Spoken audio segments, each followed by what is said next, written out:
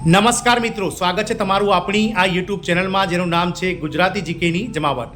મિત્રો, ગઈકાલે કેબિનેટ કક્ષાની જે બેઠક મળી હતી માનનીય મુખ્યમંત્રી શ્રી ભૂપેન્દ્રભાઈ પટેલની અધ્યક્ષતામાં, તેમાં ગુજરાત રાજ્ય સરકારની સેવામાં 1 એપ્રિલ 2005 પહેલાં જોડાયેલા ફિક્સ પગારના કર્મચારીઓ માટે જૂની પેન્શન યોજનાને જે છે તે લાગુ કરવાને લઈને સૈદ્ધાંતિક મંજૂરી આપી દેવામાં આવી છે. પરંતુ મિત્રો, ગઈકાલે જે છે તે મિટિંગ પહેલાં જે છે તે ફિક્સ પગારની જે નાબૂદીનું જે અભિયાન છે તે ટ્વિટર ઉપર ચાલી રહ્યું હતું અને આખા દિવસ દરમિયાન લગભગ 3 લાખ કરતાં પણ વધારે ટ્વિટર જે છે તે ટ્વિટર હેન્ડલ પર તેના ટ્વીટ થયા હતા, જેમાં રિમૂવ ફિક્સ પેનું આ ટ્રેન્ડિંગમાં રહ્યું હતું. આમ સરકારી કર્મીઓના મનામણા વચ્ચે ફિક્સ પગારદારો હવે વિફર્યા છે, કારણ કે સરકારના ગળે હવે ગાડીઓ ભરાયો છે. હવે ફિક્સ પે પ્રથાની નાબૂદીની માંગ ઉઠી છે. મિત્રો, જાણીએ તો ફિક્સ પ્રથા છે તેને લઈને મિત્રો આગામી 21મી ઓક્ટોબરના રોજ જે કર્મચારી મંડળની જે બેઠક મળવાની છે, તેમાં મિત્રો આ આંદોલનના એધાણ થઈ રહ્યા છે એવું લાગી રહ્યું છે. અને ફિક્સ પે પ્રથાને લઈ અને સરકાર જો કોઈ સ્વીકાર નહીં કરે તો આગામી 21 ઓક્ટોબરે ગુજરાતમાં જે મળવાની કર્મચારી મહામંડળની બેઠક છે તેમાં કોઈ આંદોલનની રણનીતિ ઘડાઈ શકે છે. તો જાણીએ વિડીયોમાં વિગતવાર કે શું છે સમગ્ર બાબત અને કર્મચારીઓને જે ઓપીએસનો લાભ આપ્યા બાદ હવે કઈ રીતે ફિક્સ પે કર્મચારીઓને લઈ અને હાલમાં ચર્ચાનો દોર ચાલી રહ્યો છે તેના વિશે વિડીયોમાં વિગતવાર ચર્ચા કરીએ. તો વિડીયોના અંત સુધી બન્યા રહો અને જો ચેનલમાં તમે નવા હોય તો અમારી ચેનલને લાઇક શેર સબસ્ક્રાઇબ કરી બાજુમાં રહેલું બેલ આઇકોન દબાવી દો. તો મિત્રો, સરકારી કર્મચારીઓના મનામણા વચ્ચે ફિક્સ પગારદારો વિફર્યા છે, કારણ કે સરકારના ગળે ગાડીઓ ભરાયો છે.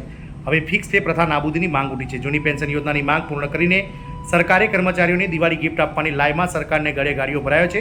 હજી તો સરકારી કર્મચારીઓને આનંદના સમાચાર મળે તે પહેલાં જ ફિક્સ પે પ્રથા નાબૂદ કરવાની માંગ બુલંદ બની છે. ટ્વિટર પર ફિક્સ પે પ્રથા નાબૂદ કરવાને લઈ અને ગઈકાલે 6 ઓક્ટોબરના રોજ તે ખૂબ જ ટ્રેન્ડ પર રહ્યું હતું અને આ ટ્રેન્ડમાં લાખો લોકોએ મિત્રો હેશટેગ કરીને પોસ્ટ કરીને વિરોધ વ્યક્ત કર્યો હતો. આમ સરકારી કર્મચારીઓના મનામણા વચ્ચે ફિક્સ પગારદારો નાબૂદ થયા છે.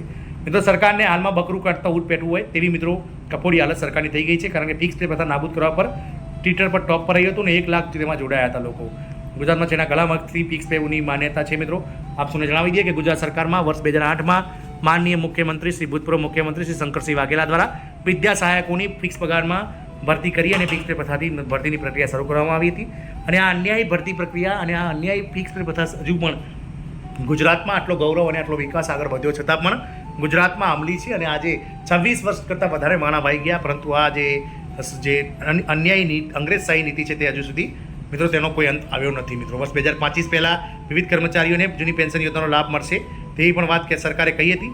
આનાથી મિત્રો કભી ખુશી કભી ગમના જે છે તે મિત્રો આપ સૌને જે માહોલ સર્જાયો હતો. માત્ર શિક્ષકોને લાભ 1.90 લાખ સરકારી કર્મચારીનો ઠેકો.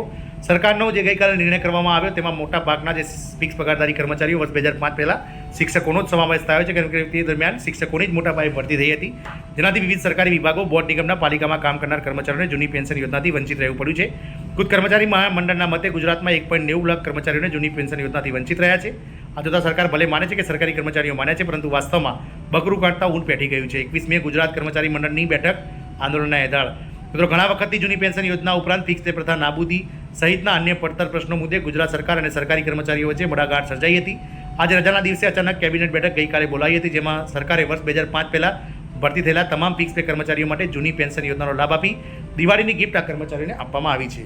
કર્મચારી મહામંડળના પ્રમુખ વિષ્ણુભાઈ પટેલનું કહેવું છે કે મોટાભાગના કર્મચારીઓ જૂની પેન્શન યોજનાથી વંચિત રહ્યા છે.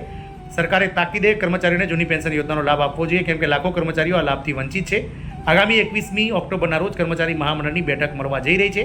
જો આ માંગણીઓ સરકાર નહીં સ્વીકારે તો રાજ્યભરમાં આંદોલનાત્મક કાર્યક્રમ જાહેર કરવામાં આવશે. આમ મિત્રો, હવે સરકારને ગળે ગાડીઓ ભરાયો છે અને સરકાર હવે ફિક્સ પ્રથાને લઈ અને કર્મચારીઓ જે છે સરકારને વીસમાં લેવાની તૈયારીઓ કરી રહ્યા છે. સમય સાથે જોવાનું એ રહે છે કે શું સરકાર આગામી સમયમાં સુપ્રીમ કોર્ટમાં જે કેસ ચાલી રહ્યો છે તેમાં કોઈ પોઝિટિવ વિચાર કરશે અને ફિક્સ પે પ્રથાનો જેમ વચ્ચે મિત્રો એક હવા ઉડી હતી કે 3 વર્ષનો સમયગાળો કરવામાં આવશે, સરકાર કરશે કે નહીં તો સમય બતાવશે. જય હિન્દ, અસ્તુ.